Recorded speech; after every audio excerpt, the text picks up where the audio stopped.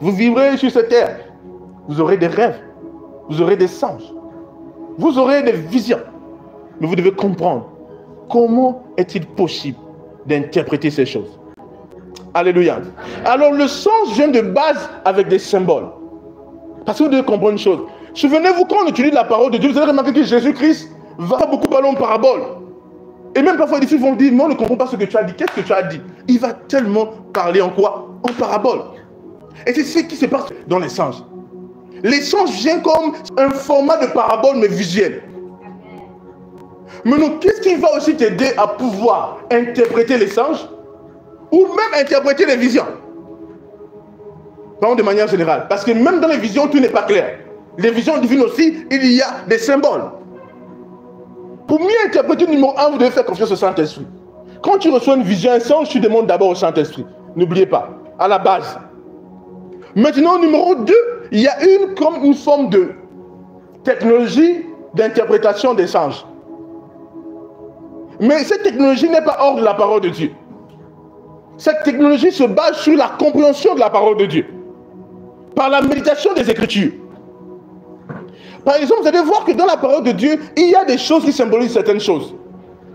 Et c'est souvent ça qui revient dans des visions, dans des songes, que ce soit des visions ouvertes, des transes. Vous allez voir que le Seigneur va montrer des bêtes sur une nappe. Il va dire tu et mange. Puis il va dire je ne mange pas ce qui est impur. Vous voyez que le Seigneur ici utilise comme des symboles, des bêtes d'une nappe, pour donner à Pierre un message. Donc le Seigneur a ses propres règles quand il te donne une vision. Il a des règles. Maintenant le problème de beaucoup de personnes qui opèrent dans les visions, c'est comment déchiffrer la vision. Et je ne vais pas vous cacher, ça m'arrive moi, jusqu'à ce que je demande au Saint-Esprit. Parce que ce n'est pas dans toutes les visions qu'on a, on a un ange à côté de nous pour nous expliquer. Nous allons voir que quand Daniel va avoir des visions, l'ange Gabriel va parfois interpréter à Daniel, c'est une vision. Ou même des anges. Nous allons voir que même Jean, il y aura des anges qui vont l'aider. Alléluia. Amen. Mais fondamentalement, la technologie d'interprétation des visions, numéro 1, se base d'abord par l'Esprit de Dieu.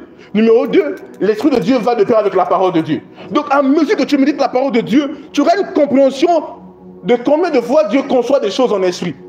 Maintenant, quand tu utilises la parole de Dieu bien, très bien, tu comprends que demeure ou maison ne signifie pas juste ce que les hommes pensent. Jésus est arrivé dans le temple, il a fouetté des gens, il a cassé des choses. Ils ont dit, quel signe, quel miracle du monde tu peux faire ces choses?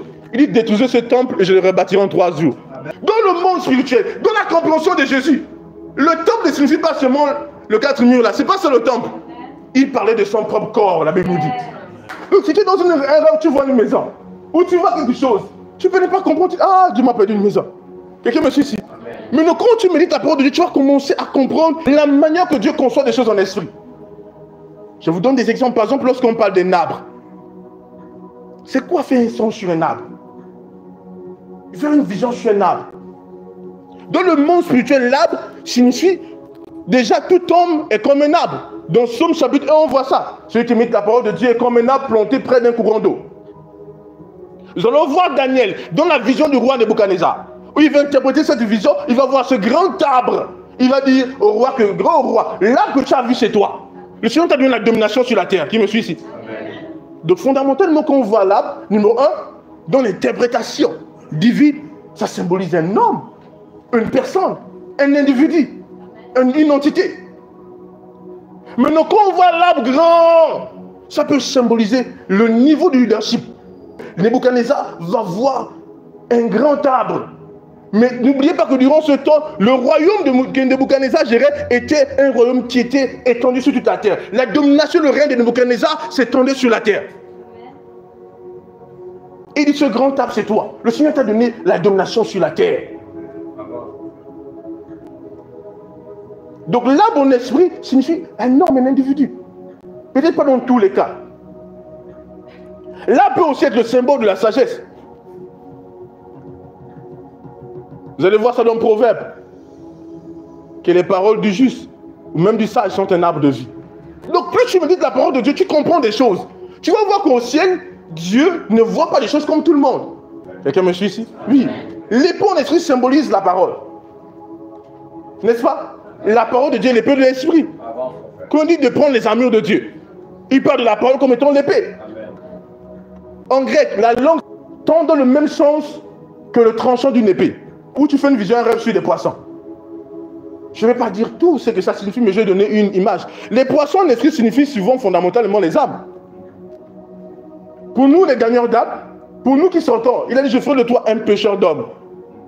Dans le monde spirituel, les poissons sont le symbole des âmes. Ça peut aussi symboliser autre chose, mais je vous donne une symbolique. Alléluia. Dis gloire à Dieu. C'est quoi la semence en esprit? La parole aussi. Le message. La parabole du semeur. Vous vous souvenez de ça? Il faut que quand vous méditez la parole de Dieu, vous vous habituez avec combien de fois l'Esprit de Dieu voit ces choses. Et donc il te donne une vision, parce que tu es habitué au langage du Saint-Esprit, tu peux l'interpréter dès que tu vois. Parce que tu te comprends, c'est devenu ton langage. Quelqu'un me suit ici? Mais même là encore, tu auras toujours besoin du Saint-Esprit. Quand tu seras dans des visions, tu verras des choses. Tu auras ce qu'on appelle l'intelligence spirituelle. Quelqu'un me suit ici? N'oubliez pas. Qu'est-ce que le roi Nebuchadnezzar ou le pharaon a dit de Joseph ou du moins de Daniel? Les deux ont reconnu que ces deux individus étaient animés par l'esprit de sagesse. Quelqu'un me suit ici?